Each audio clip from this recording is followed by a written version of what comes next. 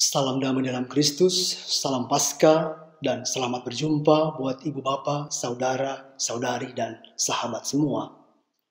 Sokrates, seorang filsuf Yunani kuno, pernah berpikir dan berkata demikian. Hidup yang tidak pernah direfleksikan adalah hidup yang tidak layak untuk dijalani. Dan dalam kerangka refleksi itu, seorang guru senior Yesuit, Romo Bernard Kisser, pernah juga berefleksi.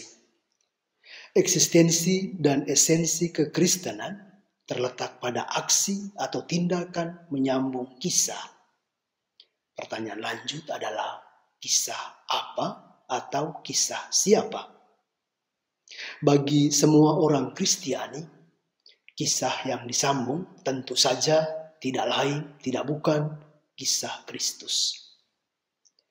Dengan aksi berefleksi, berdiskursus, melogos, menalar, menyambung kisah ini, saya mencoba dan mau mengajak sahabat, saudara dan saudari untuk masuk dalam renungan dan refleksi teologis perihal menyambung kisah. Dengan pengalaman dasar kebangkitan dan sabda dari hari Minggu Paskah ke-7, minggu terakhir masa Paskah, yang dalam kalender liturgi Gereja Katolik didedikasikan sebagai Hari Komunikasi Sosial. Tentu saja, sabda selalu membumi dalam konteks. Dan konteks real yang sedang melanda kita semua, yang sedang melanda dunia kita adalah wabah, krisis corona atau COVID-19, coronavirus. Dan saya sedang berbagi refleksi ini, menyambung kisah ini dari Eropa, dari País Vasco, tepatnya San Sebastian, Spanyol bagian utara. Negara dengan korban jiwa sampai saat ini sekitar 28.000 jiwa di urutan kelima setelah Amerika Serikat, Inggris, Italia, dan Prancis. Dan Indonesia secara global menurut laporan Organisasi Kesehatan Dunia WHO berada di urutan ke-23 dengan korban jiwa per 19 Mei 1.221 orang. Saya juga mau mengajak saudara dan saudari untuk mendoakan mereka semua. Secara khusus doa untuk damai abadi semua saudara-saudari kita yang seiman korban virus corona. Singkat cerita, tema kita kali ini adalah omong soal komunikasi, adalah omong soal menyambung kisah antara daya transformatif kebangkitan dengan wabah coronavirus.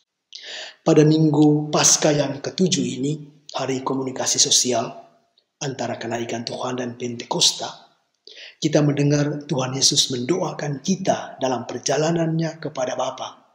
Doa yang diawali dengan doa untuk dirinya sendiri, agar ia yang telah memuliakan Bapa dengan memperkenalkan nama dan firman-Nya kepada murid-murid juga dimuliakan.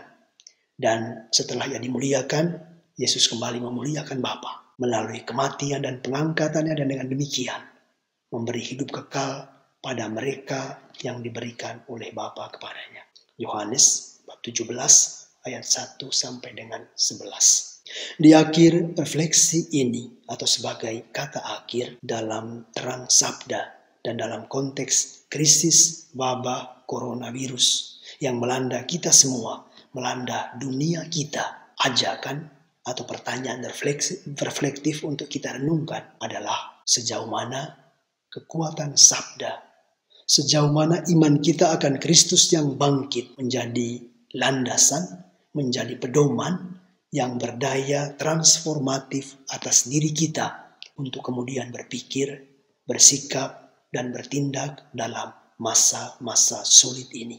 Yang kedua, sejauh mana Kristus yang kita imani sebagai gembala yang baik, sebagai jalan kebenaran dan hidup, kita maknai dalam situasi yang sangat sulit ini. Dan terakhir, semoga kita tidak lupa menjadi orang-orang beriman yang tidak hanya beriman tapi berpengharapan. Jangan lupa berbahagia, semoga kita tidak lupa bersuka cita, jangan lupa bergembira. Ada buku kecil refleksi Paus Fransiskus yang kiranya kita bisa jadikan pegangan, kita bisa jadikan inspirasi untuk menghadapi dunia kita saat ini. Dan buku itu baru diterbitkan beberapa hari terakhir ini dengan judul Life After Pandemic. Semoga rahmat Tuhan, terutama Kristus yang bangkit, senantiasa meneguhkan, menguatkan kita untuk menghadapi situasi sulit saat ini. Berkat Tuhan.